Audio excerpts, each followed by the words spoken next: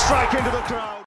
வணக்கம் நண்பர்களே, welcome to my channel CCF உங்கள் cricket with mister cocktail furious. Australia vs India first test match at Perth day 2 நடந்து முடிஞ்சிருச்சு. So day 1ல 17 wickets போச்சு. டே 2ல இன்னும் அதிகமாக போகுன்ற மாதிரி தான் எதிர்பார்த்தோம். அதான் நடக்கல. வெறும் 3 விக்கெட் தான் அங்கே போயிருக்கு. ஒரு டிராஸ்டிக் சேஞ்ச் இந்த பெர்த் விக்கெட்னு கண்டிப்பாக சொல்லி ஆகணும். ஏன்னா ஆக்சுவலா அடிக்கிற வெயில்ல அந்த பெர்த் விக்கெட் என்னாச்சுன்னு பார்த்தீங்கன்னா, அந்த டே 1க்கு அப்புறம் மாய்ஸ்சர் எல்லாமே போய் பிச்சு கொஞ்சம் ட்ரை அவுட் ஆயிடுச்சு. ஸோ அந்த ஒரு பவுன்ஸ் இருக்கு. பட் நீங்க எக்ஸ்பெக்ட் பண்ண அளவுக்கு அந்த மூவ்மெண்ட்டோ இல்ல ஸ்விங்கோ டே 1ல இருந்த மாதிரி டே 2ல இல்ல. அதனாலதான் மிச்சல் ஸ்டார்க்கே வந்து பாத்தீங்கன்னா கிட்டத்தட்ட 110 பால் விளையாடினாரு. ஸோ எப்போ மிச்சல் ஸ்டார்க்கே 110 பால் சர்வே ஆக முடியுதோ கண்டிப்பா இந்தியன் பேட்ஸ்மேன் அதை ஒரு பாசிட்டிவா எடுத்துட்டு விளையாடுவாங்கன்னு எனக்கு தோணுச்சு. ஆனா அப்படிதான் விளையாடி இருக்காங்க. So overall completely dominated by இந்தியான்னு தான் சொல்லி ஆகணும் டே 2 முடிவில். So Australia will be so gutted because ரொம்ப பூரா பெர்ஃபார்ம் பண்ணாங்க. பேட் கமின்ஸ் அஸ் அ கேப்டனாகவும் சரி, அஸ் அ போலராகவும் சரி, அந்த அளவுக்கு பெருசா எஃபெக்டிவாவே இல்ல. Very unlike Australia. ஏன்னா நீங்க அவேல வந்து ஆஸ்திரேலியா இந்த மாதிரி பெர்ஃபார்ம் பண்ணி அப்பப்போ எப்பயாவது ரேரா பார்த்துருக்கோம். பட் அவங்க ஹோம்லேயே வந்து பாத்தீங்கன்னா ரீசென்ட் டைம்ஸ்ல இந்த மாதிரி பெர்ஃபார்ம் பண்ணி நம்ம பார்த்ததே கிடையாது. இதுக்கு முன்னாடி இந்தியா போய் 2 முறை சீரீஸ் வின் பண்ணியிருக்காங்க. பட் இந்த அளவுக்கு ஒரு டாமினன்ஸ் ஒரு டேல எப்போ இந்தியா பண்ணியிருக்காங்க, எஸ்பெஷலி இந்த மாதிரி ஒரு பெர்த் விக்கெட்ல. ஸோ அதை நினைக்கும் போது தான் வந்து பாத்தீங்கன்னா ரொம்ப டிசப்பாயிண்டிங்கா இருக்கு ஆஸ்திரேலியன் பாயிண்ட் ஆஃப் வியூல. பட் இந்தியன் பாயிண்ட் ஆஃப் வியூல வேற லெவலுங்க. அதாவது டே ஸ்டார்ட் ஆகி டக்குன்னு விக்கெட்ஸ் எடுத்தாங்க. லாஸ்ட் விக்கெட் வேணா ஒரு 25 வரைக்கும் போயிருக்கலாம். பட் 35 ரன்ஸ் தான் அடிக்க விட்டாங்க. இம்பார்ட்டன்ட் க்ரூஷுவல் 46 ரன்ஸ் லீடு எடுத்தாங்க. அதுக்கப்புறம் 172 runs no loss, 218 runs lead. இது எல்லாமே வந்து பாத்தீங்கன்னா மேட்ச் வந்து இந்தியாவுக்கு சாதகமாக தான் போயிட்டு இருக்குன்னு சொல்ல முடியும். அதுக்கு முழுக்க இந்தியன் பிளேயர்ஸ்க்கு தான் நம்ம கிரெடிட் கொடுத்தாகணும். பிகாஸ் போலர்ஸ் ஃபர்ஸ்ட் நம்ம கிரெடிட் கொடுக்கலாம்.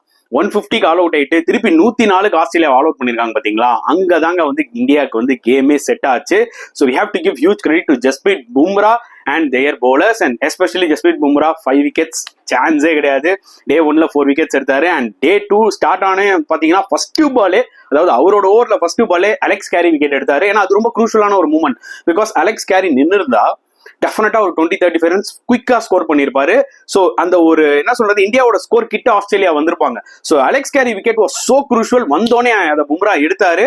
அண்ட் டக்குன்னு பாத்தீங்கன்னா இவரும் அவுட் ஆனாரு, நேதன் லைன் அவுட் ஆனாரு. ஸோ லாஸ்ட் விக்கெட் வந்து எனக்கு என்ன தோணுச்சுன்னா 79 for 9 ஓகேடா, 90 ரன் ஆல் அவுட் ஆஸ்திரேலியா அப்படின்னு நினைக்கும் போது தான் பாத்தீங்கன்னா ஒரு சூப்பர் பார்ட்னர்ஷிப், ஒரு 25 ரன்ஸ் crucial partnership from Mitchell Starc and Josh Hazlewood.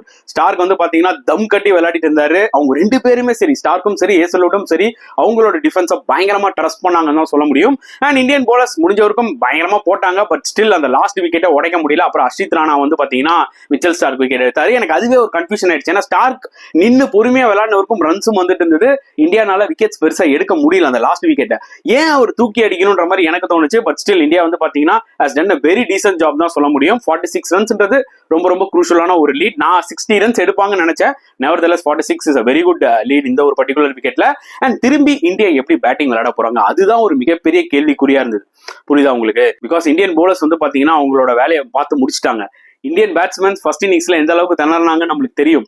2 டீமும் வந்து பாத்தீங்கன்னா பேட்டிங் வந்து ரொம்ப புவர் ஃபார்மா இருக்கு. ஸோ இந்தியன் பேட்ஸ்மேன் எந்த அளவுக்கு விளையாடுவாங்க, அட்லீஸ்ட் நான் என்ன சொன்னேன்னா லைவ்ல இந்தியா வந்து ஒரு 50 ஓவர்ஸ் 55 ஓவர்ஸ் விளையாடிட்டாலே ஒரு குரூஷியலா ஒரு லீடு கிடைச்சிரும். விக்கெட்ஸ் விட்டாலும் குரூஷியலா ஒரு லீடு கிடைச்சிரும். ஸோ இந்த ஒரு விக்கெட்ல அதை சேஸ் பண்றது ரொம்ப கஷ்டம் ஆஸ்திரேலியான்ற மாதிரி நினைச்சோம். பட் ஆனா ஃபர்ஸ்ட் ஓப்பனிங் பேட்ஸ்மேன்ஸே வந்து பாத்தீங்கன்னா 172 ரன்ஸ் இருக்கும் அடிச்சிட்டாங்க. 218 ரன்ஸ் லீட் எடுத்துட்டாங்க. ஃபென்டாஸ்டிக் பார்ட்னர்ஷிப் ஃப்ரம் KL ராகுல் and SSV Jaiswal. Huge salute to them. அவங்க 2 பேரை நான் இனிஷியலா சொல்லாம ஒரு பில்டப்போட சொல்லணுன்றதுக்காக தான் இவ்வளவு நேரம் எடுத்தேன். 2 பேரும் மாஸ் பண்ணிட்டாங்க மக்களே. Because it's not easy. நல்லா ஞாபகம் வச்சுக்கோங்க. அந்த இடத்துல வந்து என்னதான் பிச்சு மாறினாலும், அது பேட்டிங் விக்கெட்டா இருந்தாலும், நீங்க உங்களோட டிஃபென்ஸ் வந்து ஸ்டெடியா இருக்கணும். உங்க டெக்னிக் ரொம்ப டைட்டா இருக்கணும், ஸ்ட்ராங்கா இருக்கணும். அதை தான் எக்ஸாக்ட்லி KL ராகுலும் சரி ஜெய்ஸ்வாலும் கொடுத்தாங்க. KL ராகுல் ஃபர்ஸ்ட் இன்னிங்ஸ்லேயே வந்து பாத்தீங்கன்னா சூப்பரா விளையாடி இருப்பாரு. அன்பார்ச்சுனேட்லி பாத்தீங்கன்னா அந்த விக்கெட் நாட் அவுட் கொடுத்துருக்கலாம், அவுட் கொடுத்துட்டாங்க. அண்ட் SSV ஜெய்ஸ்வால் ஃபர்ஸ்ட் இன்னிங்ஸ்ல பால புஷ் பண்ணாரு. அந்த ஒரு தவிர இந்த வாட்டி அவர் பண்ணல, டைம் எடுத்துக்கிட்டாரு. அவர் ஒரு எண்ட்ல KL ராகுல் விளையாடுறத ரொம்ப உன்னிப்பா பார்த்தாரு. அதுக்கேற்ற மாதிரி இவரும் பாத்தீங்கன்னா பேக் ஃபுட்லயும் சரி ஃப்ரண்ட் ஃபுட்லயும் சரி ரொம்ப டைட்டா அந்த டெக்னிக்கை யூஸ் பண்ணி செமையா விளையாடுனார் தான் சொல்ல முடியும். ஸோ ஜெய்ஸ்வால் பொறுத்தவரைக்கும் is a very quick learner. நல்லா ஞாபகம் வச்சுக்கோங்க மக்களே. நீங்க வந்து ஃபர்ஸ்ட் டைம் ஆஸ்திரேலியால போய் விளையாடுறீங்க, ஃபர்ஸ்ட் இன்னிங்ஸ்ல டக்கு. ஸோ உங்களை மோட்டிவேட் பண்ணி திருப்பி செகண்ட் இன்னிங்ஸ்ல வந்து ஒரு 90 ரன்ஸ் ஜெய்ஸ்வால் அடிக்கிறாருன்னா எந்த அளவுக்கு இஸ் அ குவிக் லேர்னர்னு தெரிஞ்சுக்கோங்க. ஸோ அது வந்து ஒரு மிகப்பெரிய ஒரு விஷயம் இந்தியன் பாயிண்ட் ஆஃப் வியூல. அண்ட் KL ராகுல் இந்த ரெஸ்பான்சிபிலிட்டி எடுத்த விதம் எனக்கு ரொம்ப பிடிச்சிருந்தது. ஃபர்ஸ்ட் இன்னிங்ஸ்ல டிசப்பாயிண்டிங்கான ஒரு விக்கெட். ஓகே, எனக்கு புரியுது, கண்டிப்பா ஒரு மனசுல அது இருந்திருக்கும், நாட் அவுட் கொடுத்திருந்தா இன்னும் கொஞ்சம் அடிச்சிருக்கலாமேன்னு. பட் அதெல்லாம் மறந்துட்டு செகண்ட் இன்னிங்ஸ்ல திருப்பி ஸ்கிராச் ஃப்ரம் த ஃபர்ஸ்ட், வாடா ஃபர்ஸ்ட்ல இருந்து விளையாடலான்ற மாதிரி வந்து பாத்தீங்கன்னா திருப்பியும் தம் கட்டி விளையாடினாரு. ஆனா ஃபர்ஸ்ட் இன்னிங்ஸை கம்பேர் பண்ணும்போது செகண்ட் இன்னிங்ஸ்ல இன்னும் கொஞ்சம் பாசிட்டிவா விளையாடினாரு. அதாவது அடிக்க வேண்டிய பால் அடிச்சாரு, ரெஸ்பெக்ட் கொடுக்க வேண்டிய பால ரெஸ்பெக்ட் கொடுத்தாரு. சோ நிஜமாவே ஒரு காம்பாக்டான இன்னிங்ஸ் கேஎல் ராகுல் விளையாடினாரு தான் சொல்ல முடியும். ஒரு எண்ட்ல கேஎல் ராகுல் ஸ்டெடியா நிக்கிறதுனாலதான் இந்த பக்கம் எஸ்எஸ்வி ஜெய்ஸ்வால்னால சில ஷாட்ஸ் எல்லாம் வந்து எக்ஸ்பிரஸ் பண்ண முடிஞ்சதுன்னு தான் என்னோட ஒரு பாயிண்ட் ஆஃப் வியூ. அப்பப்போ ஒரு புவர் ஷாட்ஸ் விளையாடினாரு ஜெய்ஸ்வால், இட் ஹேப்பன்ஸ்ங்க. ஏன்னா இஸ் அக்ரெசிவ் பிளேயர். ஜென்ரலா ஒரு செட் ஆனதுக்கு அப்புறம் ஒரு 30-40 அப்புறம் அப்பப்போ ஏதாவது ஒரு அந்த ஒரு ஃபிளாஷி டிரைவ், ஃபிளாஷி கட் அடி பீட் எல்லாம் ஆவாரு. ஸோ அப்பப்போ கேஎல் ராகுல் போய் பேசுறாரு. அது வந்து ரொம்பவே ஒரு இம்பார்ட்டன்ட் ஃபேக்டரா வந்து அமைஞ்சது எஸ்எஸ்வி ஜெய்ஸ்வாலோட இந்த இன்னிங்ஸ்ல. ஸோ அவங்க ரெண்டு பேரும் ஆஸ் அ பேரா வந்து பாத்தீங்கன்னா ட்ரெமெண்டஸா பெர்ஃபார்ம் பண்ணாங்க. ஆஸ்திரேலியா வந்து பாத்தீங்கன்னா என்ன பண்றதுன்னே தெரியல. பேட் கமின்ஸ் ரொம்ப நாள் கழிச்சு நான் பாக்குறேன் இந்த அளவுக்கு ஒரு ஹோப்பே இல்லாம இருந்தாரு. அவரோட போலிங்கும் பாத்தீங்கன்னா எக்ஸ்பெக்ட் பண்ண அளவுக்கு எஃபெக்டிவா இல்ல. ஏன்னா பேக் ஃபுட்ல பேட் கமின்ஸை மட்டும் பாத்தீங்கன்னா இந்தியன் பேட்ஸ்மேன்ஸ் பேக் ஃபுட்ல ஈஸியா விளாண்டாங்க. இதில் ஃபர்ஸ்ட் இன்னிங்ஸ்லேயே நான் ஆக்சுவலா நோட் பண்ணேன். நிதிஷ்குமார் ரெட்டியா இருக்கட்டும், த்ருவ் ஜூரலா இருக்கட்டும், இவங்க எல்லாருமே பாத்தீங்கன்னா ஈவன் ரிஷப் பண்டா இருக்கட்டும், ஹேசல்வுட், மிச்சல் ஸ்டார்க்க கூட வந்து பாத்தீங்கன்னா பேக் ஃபுட்ல அவங்களால அவ்வளவு ஈஸியா அடிக்க முடியல. வேற பேட் கமின்ஸ் அவங்களால அடிக்க முடிஞ்ச ரீசன் என்னன்னு பாத்தீங்கன்னா பேட் கமின்ஸ் ரொம்பவே கொஞ்சம் ஷார்ட்டா போட்டாரு. கொஞ்சம் உள்ள மாதிரி போட்டிருந்தா அதாவது ஃப்ரண்ட் போலாமா பேக் போலாமான்ற மாதிரி கன்ஃபியூஷன் இருக்கும். அவர் நிறைய ஷார்ட் பால்ஸ் போட்டதுனால என்னன்னு பாத்தீங்கன்னா அதெல்லாம் ஒரு மாதிரி ஹாஃப் பேக்டு ஷார்ட் பால்ஸ். அதாவது ஈஸியா நீங்க பேக் ஃபுட்ல போய் இந்த மாதிரி ஒரு கண்டிஷன்ஸ்ல அடிச்சிடலாம். ஸோ அந்த மாதிரி நிறைய போட்ட மாதிரி எனக்கு ஃபீல் ஆச்சு. So Indian batsman are more comfortable playing Pat Cummins compare to Hazlewood and ஸ்டார்க்னு எனக்கு தோணுச்சு. So pick of the bowlers ஆஸ்திரேலியாவில் எடுத்துக்கிட்டீங்கன்னா யாருமே விக்கெட்ஸ் எடுக்கல. பட் ஸ்டில் ஹேசல்வுட் பாத்துக்கோங்க 10 ஓவருக்கு 9 ரன் அவர் தான் அந்த நாகிங் லென்த்ல போட்டுக்கினே இருந்தாரு. And Indian players especially Jaiswal and ராகுல் என்ன பண்ணாங்கன்னு பாத்தீங்கன்னா அதுக்கு ரெஸ்பெக்ட் கொடுத்து வெல் லிஃப்ட் அண்ட் டிஃபென்ஸ் ஆடிட்டு இருந்தாங்க. அண்ட் ஸ்டார்க்குக்கும் பாத்தீங்கன்னா எந்த பாலுக்கு மரியாதை கொடுக்கணுமோ அதை கொடுத்தாங்க. But at the same time Starc பால்ல எஸ்எஸ்வி ஜெய்ஸ்வால் அந்த ஃபிளிக்ல ஒரு 6 அடிச்சதா இருக்கட்டும், அந்த கவர்ஸ்ல ஒரு ஷாட் ஆனதா இருக்கட்டும், எல்லாமே செமையா இருந்தது.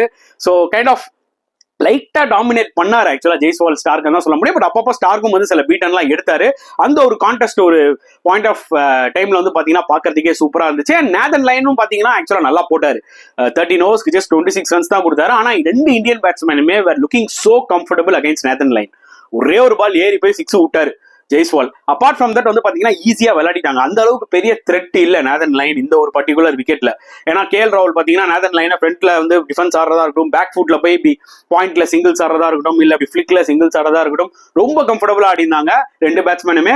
ஸோ நேதன் லைன் வந்து அந்த அளவுக்கு ஒரு மிகப்பெரிய த்ரெட் இல்ல, நெகோசியேட் பண்ணிட்டாங்க. அண்ட் அவங்களுக்கு இருக்கிற ஒரே த்ரெட் யாருன்னா இவரு தான், ஹேசல்வுட் தான். சோ அவரை மட்டும் பார்த்து ஆடிட்டாங்க. சோ கமின்ஸ் பால்லையும் ஸ்டார்க் பால்லையும் பாத்தீங்கன்னா ரன் ஸ்கோர் பண்ண ஆரம்பிச்சிட்டாங்க. It was very comfortable for them. And Mitchell மார்ஷும் வந்து பாத்தீங்கன்னா ஃபர்ஸ்ட் இன்னிங்ஸ்ல போட்ட அளவுக்கு செகண்ட் இன்னிங்ஸ்ல போடலன்னு தான் சொல்லுவேன். ஏன்னா பிச் கொஞ்சம் லைட்டா ஈஸ் ஆயிடுச்சுல. அப்படின்னும் போது அவருக்கு அந்த ஒரு மூவ்மெண்ட் ஆக்சுவலா கிடைக்கல. 1-2 பால் லைட்டா அப்படி ஷேப் ஆச்சு தவிர அவர் பெருசா பேஸ் இல்லாதனால கேஎல் ராகுலும் பாத்தீங்கன்னா கட் ஷாட், புல் ஷாட்னு அவரை ரொம்ப கம்ஃபர்டபுளா விளையாட ஆரம்பிச்சாரு. சோ அதை நோட் பண்ண Pat Cummins okay Mitchell Marsh வேலைக்கு ஆகாதுன்னு சொல்லிட்டு அவரும் வந்து சேஞ்சஸ் பண்றாரு. ஒண்ணுமே பண்ண முடியல. இந்தியன் 2 ஓபனர்ஸும் வந்து பாத்தீங்கன்னா ஸ்டெடியா விளையாடுறாங்க. அப்ப கூட எனக்கு ஒரு ஃபீல் ஆச்சு ஆஸ்திரேலியா வந்து டே முடியும் போது ஒரு விக்கெட்டை தட்டி தூக்குவாங்கன்னு சொல்லிட்டு. பட் பண்ணல.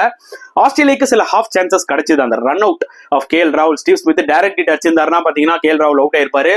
பட் அது மிஸ் ஆயிடுச்சு. அட் த சேம் டைம் கவாஜாக்கு ஒரு டஃப்பான ஒரு சான்ஸ் தான். பட் ஸ்டில் இந்த மாதிரி ஒரு ஹாஃப் சான்சஸ் ஜென்ரலா ஆஸ்திரேலியா எடுப்பாங்க. அது எடுத்திருந்தாங்கன்னா கூட அந்த ஒரு விக்கெட் கிடைச்சிருக்கும் அவங்க எதிர்பார்த்த அந்த விக்கெட். இப்ப என்ன ஆகுதுன்னா 218 ரன்ஸ் லீட் இந்தியா. டே 1 விக்கெட் எப்படி இருந்தது? வேற மாதிரி இருந்துச்சு, அன்பிளேயபிளா இருந்துச்சு. அப்படிதான் நினைச்சு நம்ம டே 2ல பார்த்தா டே 2 விக்கெட் ஃபிளாட் அண்ட் அவுட் ஆயிடுச்சு. அதாவது எக்ஸ்பீரியன்ஸ் கமெண்டேட்டர்ஸ், பிச் ரிப்போர்ட்டர்ஸ், அவங்களே ஆஸ்திரேலியன் ரிப்போர்ட்டர்ஸே பாத்தீங்கன்னா ஒரு மாதிரி கன்ஃபியூஸ் ஆயிட்டாங்க கமெண்டேட்டிங்ல.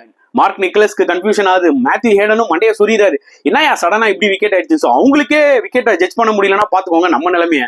ஸோ டே 2 ஃபிளாட்டன் ஆயிடுச்சு. ஸோ டே 3யும் ஃபிளாட்டா இருக்கும்ன்றதை நம்மளால ப்ரெடிக்ட் பண்ண முடியாது. பிகாஸ் டே 3ல தான் இது இருக்கும், அதிகமான வெயில் இருக்கும்ன்ற மாதிரி சொல்லியிருக்காங்க இங்க பெர்த்ல. ஸோ அதிகமா சன் பட என்ன ஆகும் பாத்தீங்கன்னா இந்த ஒரு பர்டிகுலர் பெர்த் விக்கெட் கிராக் விட ஆரம்பிக்கும்.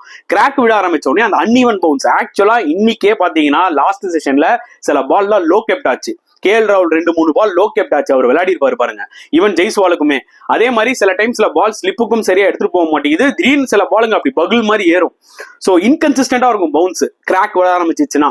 சோ இது என்ன ஆகும் பாத்தீங்கன்னா 4th இன்னிங்ஸ் ஆஸ்திரேலியா விளையாடும் போது இன்னுமே கிராக் வந்து வைடன் ஆகி இன்னுமே டிஃபிகல்ட் ஆயிடும்ன்றதுதான் ஒரு உண்மையான ஒரு விஷயத்தை நம்ம சொல்லியே ஆகணும் இங்க. அட் சேம் டைம் வந்து பாத்தீங்கன்னா இந்தியா செம பொசிஷன்ல இருக்காங்க, 10 விக்கெட் கையில இருக்கு. புரியுதா உங்களுக்கு? இன்னும் ஒரு 100 ரன்ஸ் ஆட் பண்ணி 330 320 டார்கெட் வச்சாலே ஆஸ்திரேலியா வந்து பாத்தீங்கன்னா அது ரொம்ப டிஃபிகல்ட்டா இருக்கும் சேஸ் பண்றதுக்கு.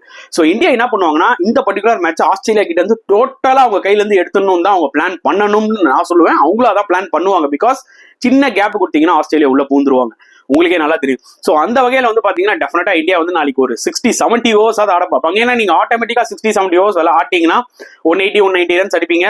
ஆல்மோஸ்ட் லீடு 400 வரைக்கும் போயிருக்கும். புரியுதா உங்களுக்கு? At the same time wickets கையில இருந்தா நீங்க கொஞ்சம் சம்டைம்ஸ் அக்ரெசிவா ஆடலாம். ஏன்னா பேட் கமின்ஸ் வந்து பாத்தீங்கன்னா இன்னைக்கே கொஞ்சம் சில டிஃபென்சிவ் ஃபீல்ட்லாம் செட் பண்ணாரு. இன்னும் போக போக இந்தியா நல்லா விளாட்னா இன்னுமே டிஃபென்சிவ் ஃபீல்ட் தான் செட் பண்ணுவாரு, அது நம்மளுக்கு கிளியர் கட்டா தெரியுது. And at the same time Australia Day 3 அவங்க என்ன பண்ண போறாங்க அதையும் நம்ம டிஸ்கஸ் பண்ணி தான் ஆகணும்.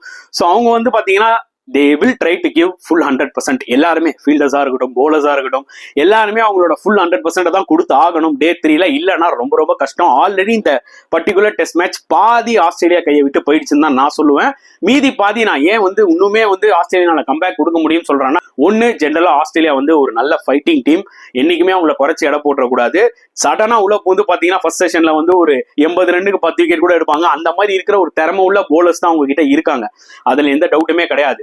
சோ அதனால அந்த ஒரு ஹோப் வேணா நான் வச்சிருக்கேன் ஆஸ்திரேலியா மேல. அது ஒரே ஹோப் தான், வேற வழியே கிடையாது. இல்ல இந்தியா வந்து பாத்தீங்கன்னா ஃபர்ஸ்ட் செஷன்ல 2 விக்கெட் மேல விழாம ஒரு 80-90 ரன்ஸ் அடிச்சிட்டாங்கன்னா ஆஸ்திரேலியா அண்டர் சீரியஸ் டபுள் தான் நம்ம சொல்ல முடியும். அன்பார்ச்சுனேட்லி என்ன ஒரு பிரச்சனை தெரியுமா ஆஸ்திரேலியாவுக்கு, அட்லீஸ்ட் நியூ பால்லையாவது ஏதாவது பால் அப்படி இப்படின்னு அலையுது. பட் இப்போ டோட்டலாவே அவங்க போட்டிருக்கிறது ஒரு 50 ஓவர் 55 ஓவர் கிட்டத்தட்ட 60 ஓவர் கிட்ட போட்டிருக்காங்க. நியூ பாலுக்கு இன்னும் 20 ஓவர் 23 ஓவர் இருக்கு. சோ அந்த 20 ஓவர் 23 ஓவர்ல வந்து பாத்தீங்கன்னா இருக்கிற ஓல்டு பால்ல தான் அவங்க போட்டாலும் அது பெருசா எஃபெக்டிவாவே தெரியல. சோ இந்தியன் பிளேயர்ஸ் வந்து பாத்தீங்கன்னா இன்னுமே ரன் ஸ்கோர் பண்ணிடுவாங்க. அவங்க நியூ பால் எடுக்கும்போது பாத்தீங்கன்னா இந்தியா ஆல்ரெடி 275-280 லீட்ல அங்க இருப்பாங்க. அதான் ஒரு மேட்டர். சோ ஆஸ்திரேலியாவுக்கு வந்து பாத்தீங்கன்னா இந்த ஒரு பர்டிகுலர் டெஸ்ட் மேட்ச் வந்து கழுத்தை நெரிக்கிற மாதிரி தான் வந்து இறங்கி இருக்கு. இந்தியாவுக்கு ஒரு அருமையான ஆப்பர்ச்சுனிட்டி. ஏன்னா எல்லா வென்யூலையுமே இந்தியா வந்து ஒரு டெஸ்ட் மேட்ச் வின் பண்ணிருக்காங்க ஆஸ்திரேலியால போய். ஆஸ்திரேலியால ஓகே, இது வரைக்கும் இந்தியா வின் பண்ணாத ஒரு ஸ்டேடியம் எடுத்துக்கிட்டீங்கன்னா பெர்த் வேக்கால கூட வின் பண்ணிருக்கோம் 2008ல. ஓப்டா ஸ்டேடியம்ல நம்ம இது வரைக்கும் வின் பண்ணதே கிடையாது. ஒரு வாட்டி ஆடி இருக்கும் ஆஸ்திரேலியாவோட, அது ஒரு வாட்டி தோத்துருக்கும். ஸோ இதோட ஒரு சரியான ஒரு ஆப்பர்ச்சுனிட்டி கிடைக்காது. பிளஸ் இப்படி ஒரு 5 மேட்ச் டெஸ்ட் சீரீஸ்ல ஸ்டார்டிங்ல ஒரு வின்னோட போறது வந்து பாத்தீங்கன்னா அன்பலிவபிளா இருக்கும், அதுல எந்த டவுட்டுமே கிடையாது. So still long way to go. Still நான் வந்து பாத்தீங்கன்னா ஒரு சின்ன சான்ஸ் ஆஸ்திரேலியா கொடுக்குறேன். அவங்க ஃபர்ஸ்ட் செஷன்ல வந்து டக்குன்னு இந்தியன் விக்கெட்ஸ் எடுக்கிறாங்களான்றதை பார்க்கணும். அது ஒண்ணுதான் ஆப்ஷன் இருக்கு ஆஸ்திரேலியாவுக்கு. மற்றபடி பாத்தீங்கன்னா இந்தியா வந்து ஆல்மோஸ்ட் 50% அவங்க கிட்ட தான் கேம் இருக்குன்றது என்னோட ஒரு தாட். ஸோ உங்களுக்கும் சில கருத்துக்கள் இருக்கும். ஸோ ஜெய்ஸ்வால் ராகுலோட இந்த சூப்பர் ஓப்பனிங் பார்ட்னர்ஷிப்பை பத்தி என்ன ஃபீல் பண்றீங்க? At the same time Jasprit Bumrah அந்த 5 விக்கெட்ஸ், ஹர்ஷித் ராணாவோட 3 விக்கெட்ஸ் அண்ட் பேட் கமின்ஸோட கேப்டன்ஷிப், அவரோட போலிங்கா இருக்கட்டும், இதெல்லாம் பத்தி கண்டிப்பா உங்களுக்கு சில கருத்துக்கள்லாம் இருக்கும். மறக்காம கமெண்ட் செக்ஷன்ல போட்டுருங்க. அட் த சேம் டைம் இந்த வீடியோ பிடிச்சிருந்தா லைக் பண்ணுங்க, ஷேர் பண்ணுங்க, முடிஞ்சா சப்ஸ்கிரைப் பண்ணுங்க. ஸோ நெக்ஸ்ட் வீடியோல பார்க்கலாம் ஃப்ரெண்ட்ஸ். அன்டில் தென் பாய்.